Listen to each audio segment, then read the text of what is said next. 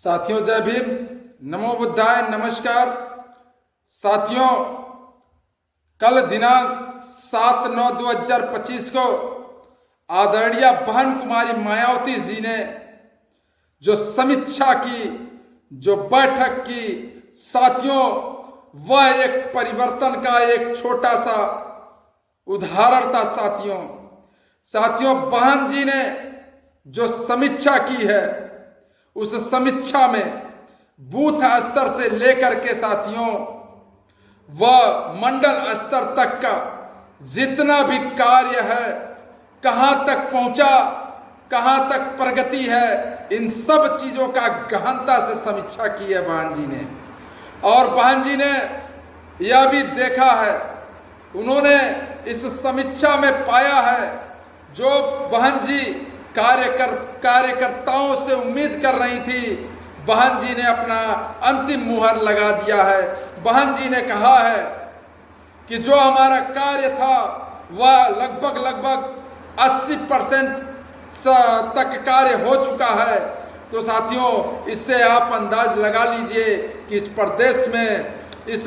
प्रदेश के हर गांव में ऐसा कोई गांव नहीं रहा होगा जहां हमारे बूथ स्तर से लेकर के मंडल स्तर के कार्यकर्ता पहुंचे ना हो साथियों। तो साथियों यह बहन जी का पहला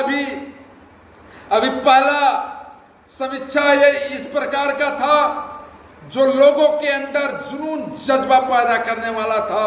साथियों बहन जी ने जिस अंदाज में हम सभी लोगों के अंदर जो ऊर्जा भरी है, साथियों उस ऊर्जा की बात करें तो आने वाले 2027 में बूथ स्तर से लेकर के मंडल स्तर तक के सभी अधिकारी, सभी पदाधिकारी तभी सभी तन मन धन के साथ लग करके साथियों 2027 में आदरणीय बहन कुमारी मायावती जी को मुख्यमंत्री बनाने वाले हैं। साथियों गांव-गांव का हर एक बच्चा, हर एक नौजवान, हर एक बूढ़े, हर एक माता बहनें, हर सभी लोगों के जुबान पर सिर्फ इस समय नाम है तो आदरणीय बहन कुमारी मायावती जी का नाम है। क्योंकि साथियों आज समाज के लोग बड़ी ही त्रस्त हो चुके हैं, बड़ी दुख दर्द झेल रहे हैं। साथियों उस दुख दर्द को देखते हुए उन लोगों ने माननीय आदरणीय बहन कुमारी मायावती जी पर फिर विश्वास करने का और उनकी जरूरतों को देखते हुए आज पूरे उत्तर प्रदेश की जनता मांग रही है, उत्तर प्रदेश का हर एक नौजवान मांग रहा है कि इस प्रदेश में बहुजन समाज पार्टी की सरकार हो। साथियों तो साथियों बहन जी ने इस जो भी जिम्मेदारियां दी थी उस जिम्मेदारियों पे समीक्षा की। उसके बाद से साथियों बहन जी ने यह भी कहा है कि जो धार्मिक स्थलों पर अनेक प्रकार की जो घटनाएं हो रहे हैं उसको भी सरकार को दरकिनारा नहीं करना चाहिए, वो उस पर भी विशेष ध्यान देना चाहिए। और साथियों इतना ही नहीं, बहन जी ने यह भी कहा कि जो प्राकृतिक आपदाओं से जो पीड़ित प्रदेश है, अब सुन लीजिए पंजाब ऐसा प्रदेश है जहां पर प्रकृति ने कहर बरसाया हुआ है।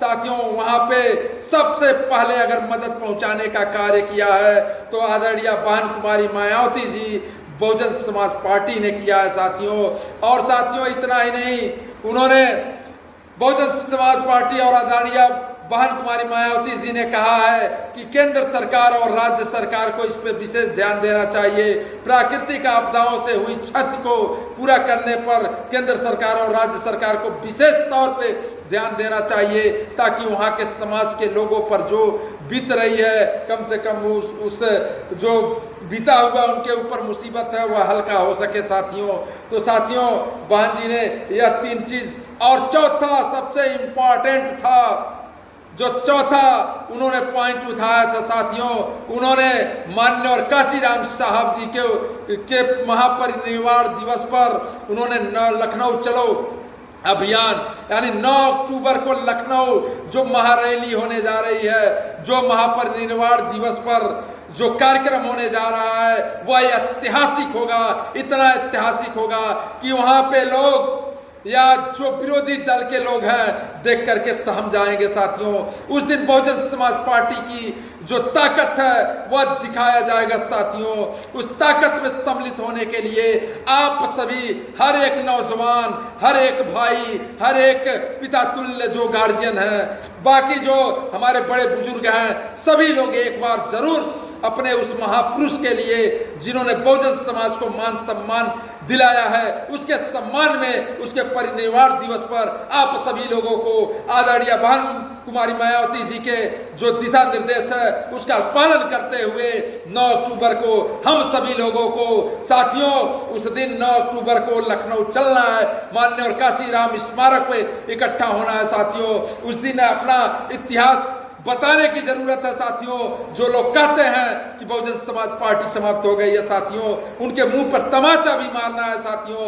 जो लोग कहते हैं बहुजन समाज पार्टी कार्य नहीं करती, उनके मुंह पर तमाचा मारना है साथियों।